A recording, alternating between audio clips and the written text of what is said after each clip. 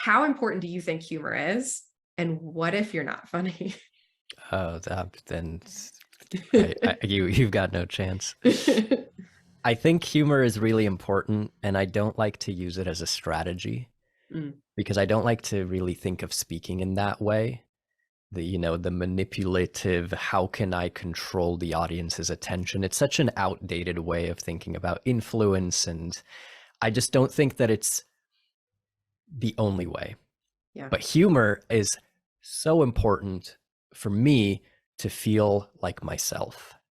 If you're the type of person that enjoys being funny or can make your friends laugh or just has a quirky side, then that's probably one of your most heightened states of awareness. You feel awesome Yeah. being funny. When I'm with people that I'm really close with, my natural humor comes out. So when I have a talk or a presentation, I always strive to get that first joke out. Always try to crack little moments of humor, but not so that I can influence the audience or so that I can connect deeper with them, but so that I can give myself permission and go, whew, okay, there I am. There he is. There's that guy. And then once I feel like myself, I feel at ease, more at ease. And it's almost like a decision of, you know what, today in front of this audience, I'm going to show up a little bit more like me, a little bit more real, a little bit more personal.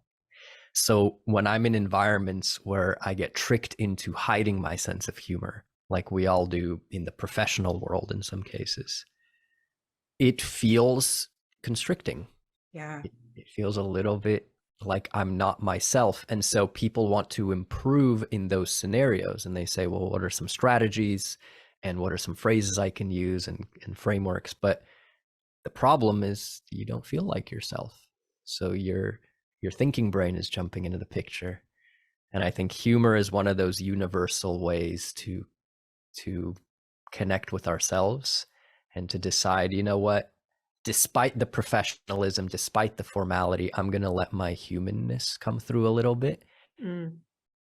And then if I'm comfortable, I'm also emanating permission for other people to get comfortable. And then it just gets a little bit more real all around.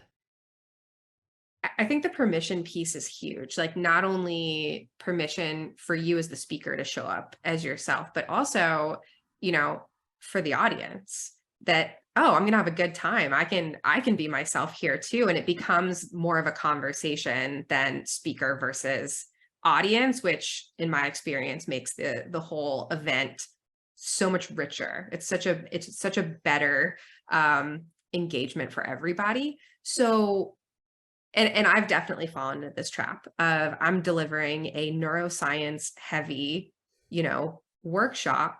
This is not, it doesn't inherently feel like a place for humor.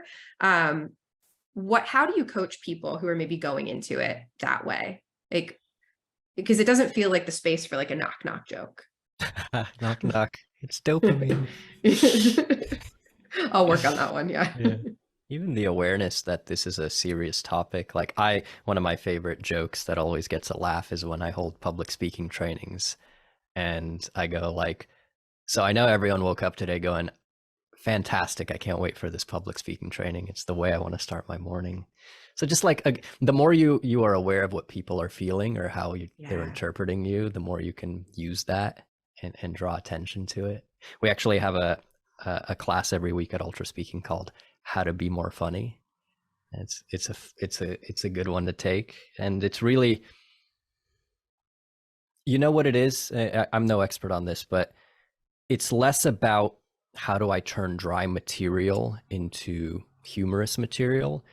It's, for me, it's more of a mindset of how can I access that side of myself Mhm. where I just am in a more playful mood.